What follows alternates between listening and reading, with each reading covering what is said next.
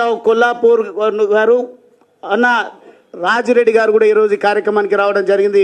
వారికి కూడా నేను ప్రత్యేకమైన ధన్యవాదాలు తెలియజేస్తూ శాసనసభ్యులు డాక్టర్ హరీష్ గారు, అదేవిధంగా దిలీపాచారి గారు, మరి ముఖ్యంగా మా అధ్యక్షులు నరేందర్ రావు గారు, లోక్నాథ్ రెడ్డి గారు, సుధాకర్ రెడ్డి గారు, సీనియర్ నాయకులు మంగ్యా నాయక్ గారు, బాలాజీ గారు కనిపిస్తలేరు, జక్కా రఘునందన్ రెడ్డి గారు, అదేవిధంగా అన్న ఎన్వి సుభాష్ గారు, జక్కా రఘునందన్ రెడ్డి గారు, శ్రీధర్ గారు నాకు కొంత అనుమానాలు రేకెత్తించిన. మొదటగా నేను పార్టీలోకి రాకముందు నేను కొంత పరిశోధన చేస్తూ ఉంటే బీజేపీ ఒక రకమైనటువంటి సామాజిక వర్గాన్ని ఎంకరేజ్ చేస్తుందని, కానీ నేను చూసిన తర్వాత గౌరవ పెద్దలు శ్రీధర్ గారు మాజీ శాసనసభ్యులు, వారే కాదు కరుడు గట్టిన దేశభక్తి కలిగినటువంటి ఎంతోమంది ఎస్సీ, ఎస్టీ, బీసీ, మరి ముఖ్యంగా మైనారిటీ సోదర సోదరిమణులు కూడా ఈరోజు బీజేపీ వైపు చూస్తుండడానికి ఏకైక కారణం నరేంద్ర మోడీ గారి నాయకత్వం.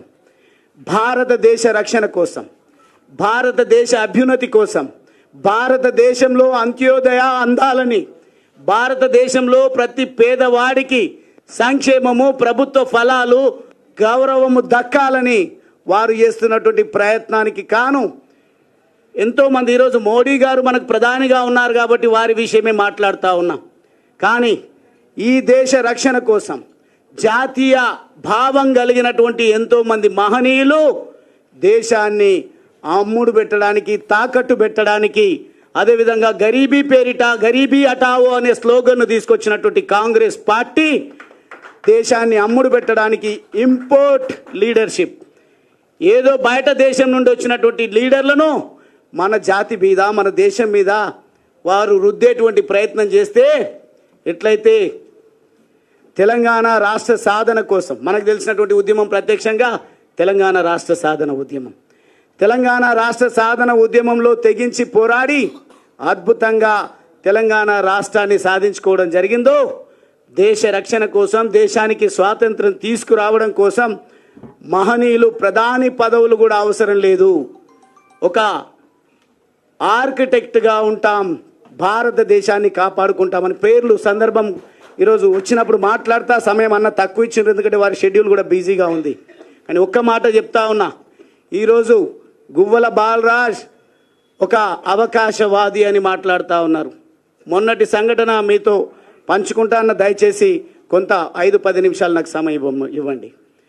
యువకులు ఉద్యమంలో చేరినప్పుడు యువకులు, యువతులు, మేధావులు, జర్నలిస్టులు, అదేవిధంగా తెలంగాణలో ప్రతి ఒక్కరూ తెలంగాణ రాష్ట్ర సాధన ఉద్యమంలో జేఏసీలుగా ఏర్పడి వివిధ పద్ధతుల్లో కుల సంఘాలు, ప్రజా సంఘాలు ప్రతి ఒక్కరు కూడా తెలంగాణ ఉద్యమం చేస్తూ ఉంటే నేను మీలాగా విద్యార్థి సంఘమో లేదంటే ప్రజా సంఘాల్లోనో కుల సంఘాల్లోనో పని చేసిన అనుభవం లేదు కాబట్టి ఎప్పుడు కూడా నేను విద్యార్థి నాయకుడిగా పని చేయలేదు. కాబట్టి నాకు ప్రధానంగా కనిపించింది టీఆర్ఎస్ పార్టీ. టీఆర్ఎస్ పార్టీలోకి ఎవరో చేరమని నన్ను ప్రోత్సహించలేదు. నాకున్నటువంటి లక్ష్యం చదువుకున్న యువకుడిగా ఒకవేళ ప్రజాసేవ చేయాల్సే వస్తే నేను ఒక ఆంటర్ప్రీనర్, ఒక వ్యాపారవేత్తగా ఉన్నా, చదువుతో పాటు వ్యాపారాన్ని నిర్మించుకొని ఏదో నా జీవనాన్ని నేను కొనసాగిస్తూ ఉన్నా.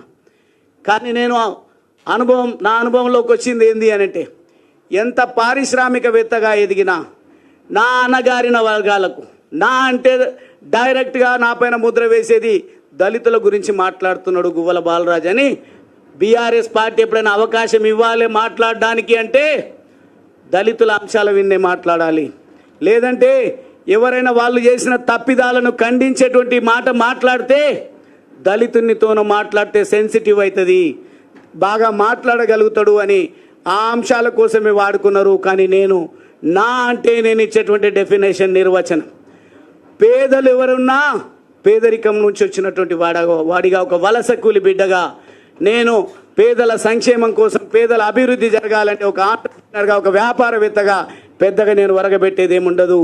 కానీ political power is master key అని నమ్మి నేను ఆలోచిస్తున్నట్టు తరుణంలో టీఆర్ఎస్ పార్టీ ఉన్నది, అదేవిధంగా తెలుగుదేశం పార్టీ ఉన్నది, కాంగ్రెస్ పార్టీ ఉన్నది. కాంగ్రెస్ పార్టీ అధికారంలో ఉన్నది, తెలుగుదేశం పార్టీ పటిష్టంగా ఉన్నది. రకరకాల